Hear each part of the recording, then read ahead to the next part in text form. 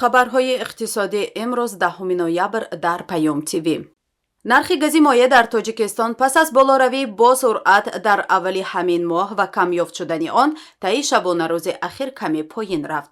арзиши навъи сӯзишворӣ дар аввали моҳи ноябр дар душанбе ба андозаи 18% боло рафта, аз 6 сомониву 20 дирам барои 1 литр то 7 сомониву 30 дирам қимат шуда буд. дар баробари бо суръат болоравии нарх ҳамзамон гази моеъ камёфт шуд, ки сабаби қиматшавӣ ба ҳамин омил нисбат дода мешуд.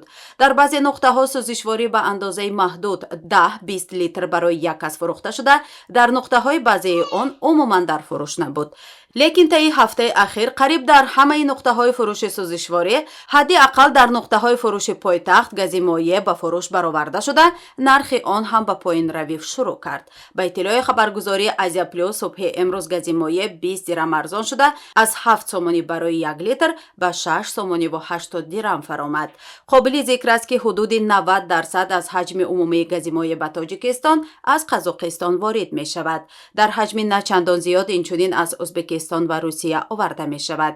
ба интиқоли навъи сӯзишворӣ ба Тоҷикистон қариб 20 ширкат машғуланд. ҳиссаи ҳеҷ кадоме аз ин ширкат 20% зиёдтар аз ҳаҷми умумӣ нест. соли равон истеъмоли моҳонаи гази моеъ дар Тоҷикистон ба ҳисоби миёна ҳудуди 35 000 тоннаро ташкил дод. то 4 ноябри соли ҷорӣ дар Тоҷикистон беш аз 702 500 тонна картошка ҷамъоварӣ шудааст.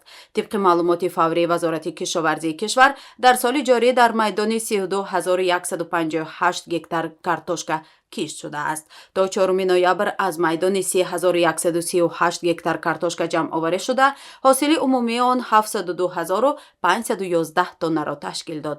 қаблан хабар дода шуда буд, ки барои як нафар дар як сол 92 кило картошка лозим аст. сарфи назар аз он ки меъёр 92 килограмм аст, ҳаҷми воқеи истеъмоли картошка дар ҷумҳурӣ як кас дар як сол ба 130 кило мерасад. дар ин ҳолат талаботи умумии кишвар ба 1 миллиону 300 000 тонна мерасад. бонки ҷаҳонӣ тавсия медиҳад, ки Тоҷикистон хароҷоти нерӯгоҳи роғунро коҳиш диҳад.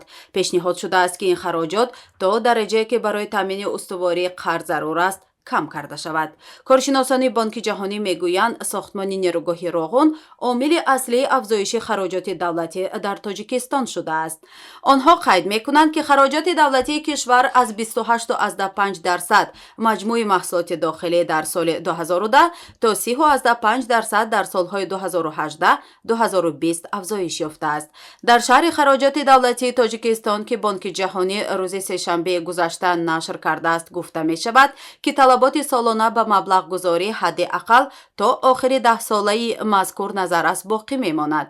тибқи ҷадвали таҷдиди назар барои анҷоми ин тарҳ 5.1 миллиард доллари изофӣ барои сохтмон ва кӯчонидани мардуми осебдидаи сохтмон эҳтиёҷ дорад. нархи арз. бонки миллии Тоҷикистон арзиши сомониро нисбат ба асъори хориҷӣ барои имрӯз 10 ноябр эълон кардааст. тибқи нишондоти бонки миллии Тоҷикистон, арзиши 100 рубли русӣ барои имрӯз 16 сомониву 30 дирам нишон дода шудааст. ин ниҳод қурби миёнаи фурӯши 100 доллари Иёлоти Муттаҳидаи Амрико дар муассисаҳои қарзии Тоҷикистонро 1021 сомониву 21 дирам арзёбӣ кардааст. бонки миллӣ қурби миёнаи фурӯши 100 евроро 1026 сомониву 32 дирам арзёбӣ кардааст. нархи тилло. баҳои ҳар унс тилло дар муомилоти субҳи имрӯз миёни бонкҳои Лондон 1705 доллару 41 сент муомила шуд. нархи нафти хом. нархи миёнаи фурӯши ҳар бушка нафти хоми таҳвили моҳи оянда дар биржаҳои Intercontinental Exchange ва Brent фьючерси Лондон 92 доллару 65 сент муомила шуд. нархи миёнаи ҳар бушка нафти хоми таҳвили моҳи оянда дар биржаҳои New York Mercantile Exchange ва Lightweight Oil New York 85 доллару 79 сент муомила шуд.